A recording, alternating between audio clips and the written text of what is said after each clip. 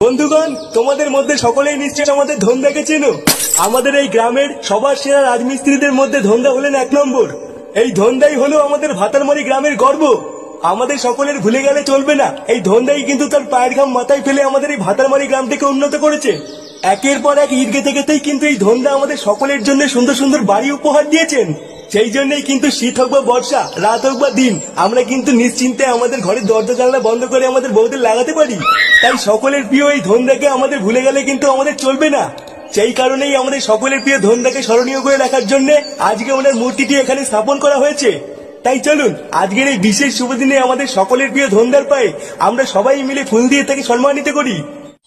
আরে বাস, এতে হেভি ব্যাপার। হ্যাঁ, বারা আজকাল রাজমিস্ত্রিদের তো দেখছি হেভি সম্মান। হ্যাঁ,